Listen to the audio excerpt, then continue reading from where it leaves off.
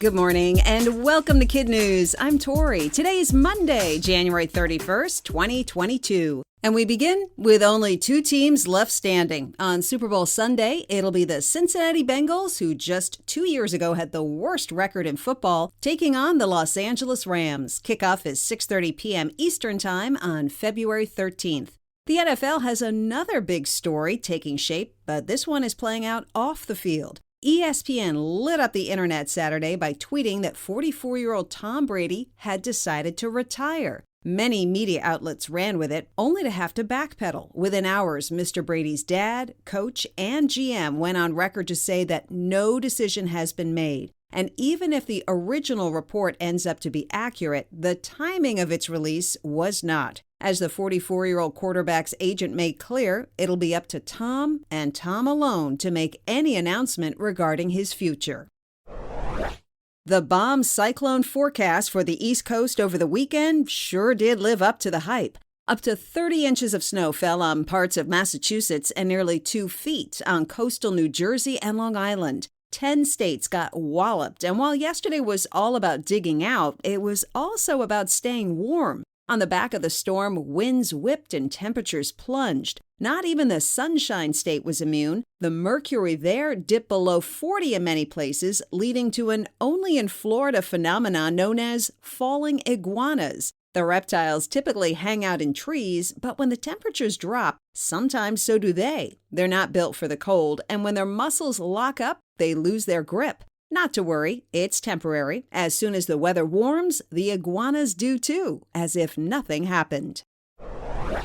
Just doodle it, so says a 12-year-old in Shrewsbury, United Kingdom, who followed his passion for drawing to land a deal with Nike. Also known as the Doodle Boy, Joe Whale will work with the sports brand on special projects. His drawings are usually packed with monsters, aliens, and food, and some original characters like Praying Turtle, Cool Dog, and the Backpack Kid. His designs have earned him 131,000 Instagram followers, a solo exhibition, praise from Prince William on Twitter, and now a chance to shoot his shot with a swoosh. It's quite a turnaround for the young man who repeatedly found himself in trouble for doodling in class. His parents then sent him to an after-school arts club where his instructor was so impressed she posted the designs online. The rest, as they say, is history.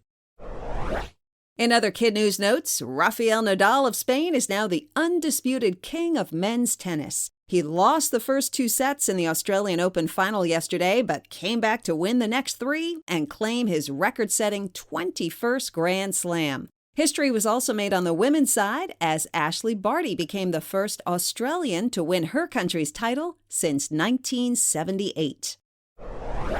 It seems decidedly unroyal, but the Queen of England has just released her own brand of ketchup. It's made at her estate in Sandringham with all the ingredients grown right there. Also headed from the monarch's garden to the masses, a brown sauce, which is typically used on steak.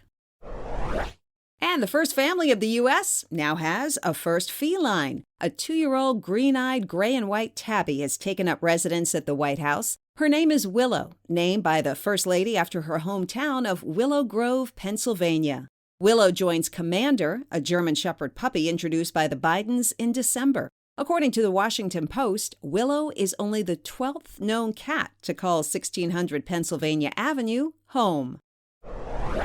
A New Jersey 11-year-old is on a mission to bring cheer to children's hospitals one gown at a time. Juliana Dema's germ of an idea began when she visited a sick cousin and noticed how drab the hospital-issued wraps were. Wanting to change that, she founded G's Giving Gowns and started creating vibrant designs for kids all across the country. Juliana told CBS News she spends 2 or 3 hours every day after school sewing gowns because I feel like it's way more important than other things I could potentially do. So far, Juliana and her team of friends have donated about 170, and they continue to fulfill requests for special patterns and colors. The G's Giving Gowns website says they're always looking for volunteers to help sew and remind other kids that they are strong, brave, loved, and an inspiration. Now, today's quiz. Which 2 teams will face off in the Super Bowl? the Cincinnati Bengals and the Los Angeles Rams. What is the only in Florida weather phenomenon that sometimes happens when it's unusually cold?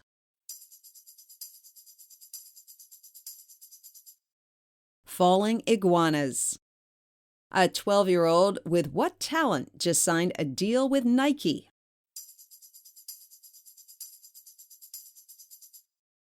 Doodling. Queen Elizabeth now has her own brand of what?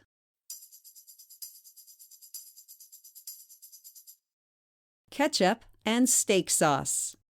In today's KidNuz kicker, a week ago Buffalo suffered a heartbreaking playoff loss to Kansas City. Almost immediately, the Chiefs were not only gracious, but generous in victory. They put out a Twitter challenge to their fans to donate $13 to a Western New York hospital fund named after the grandmother of Bills quarterback Josh Allen. The 13 was chosen to commemorate the drive that tied the game with just 13 seconds left. In less than a week's time, Chiefs fans responded in a big way, donating more than $312,000 out of respect for their rival and his family.